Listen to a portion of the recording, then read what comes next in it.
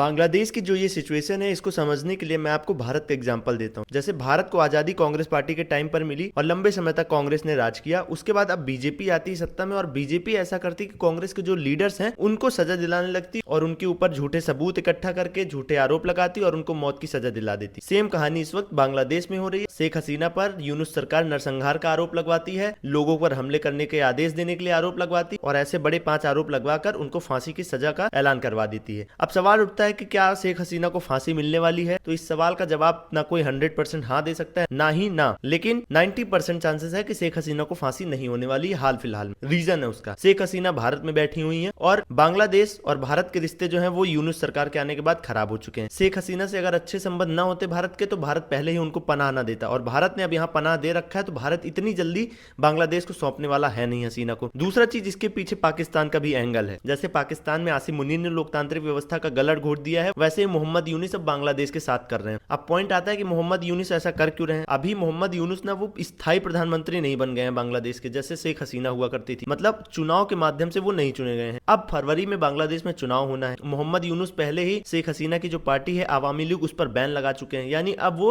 अगले चुनाव में पार्टिसिपेट नहीं कर सकती। अब शेख हसीना पर जब आरोप तय करवाकर ये सजा दिलवा देंगे तो जाहिर सी बात है जो बांग्लादेश के अंदर शेख हसीना को लेकर हमदर्दी है लोगों के मन में, वो कम हो जाएगी। और दूसरी चीज, दुनिया के दूसरे देशों से ये दबाव बनवा सकते हैं कि जब आरोप तय हो चुका है शेख हसीना पर तब भी वो देश से भाग रही हैं और भारत इसको शरण दे रखा है। यानी आप अमेरिका का भी नाम ले सकते हैं, पाकिस्तान का भी नाम ले सकते हैं, जो भारत के खिलाफ बांग्लादेश का इस्तेमाल कर रहे हैं। इससे मोहम्मद यूनुस का तो फायदा होगा ही, जो हसीना को अपने रास्ते से खत्म करना चाहते हैं। दूसरा, पाकिस्तान और अमेरिका ये चाहेंगे कि वर्ल्ड लेवल पर भारत को घेरा जा सके। तो अब सबसे बड़ा सवाल उठता है कि भारत को घेरेगा कैसे बांग्लादेश? तो बांग्लादेश के पास एक हथियार है कि जब आरोप तय हो गए हैं हसीना पर तो भारत जो है वो शेख हसीना को नहीं सौंप रहा है बांग्लादेश को। इसके लिए बांग्लादेश देगा 2013 में जो एक ट्रीटी साइन हुई थी दोनों देशों के बीच की अगर कोई देश एक दूसरे से मांग करता है किसी आरोपी की तो उनको सौंपना होगा। लेकिन इस ट्रीटी में एक क्लॉज ऐसा था कि अगर जो होस्ट नेशन है वो अगर किसी को सौंप रहा है और अगर उसकी जान को खतरा है उस देश में तो ये रोका भी जा सकता है। और दूसरी चीज, भारत और बांग्लादेश के रिश्ते वैसे भी खराब चल रहे हैं, पाकिस्तान से बांग्लादेश क्लोज आ गया है तो भारत इतनी आसानी से हसीना को देने वाला नहीं है। कुल मिलाकर जो टर्म आप लोग सुनते हैं ना लोकतंत्र की हत्या, वही मोहम्मद यूनुस बांग्लादेश में कर रहे हैं और शेख हसीना के साथ भारत के रिश्ते हमेशा अच्छे रहे हैं, इसलिए इन रिश्तों को करना चाहते हैं वो किल। फिलहाल ये मेरा ओपिनियन है, बाकी आपको क्या लगता है कमेंट बॉक्स में जरूर बताइएगा।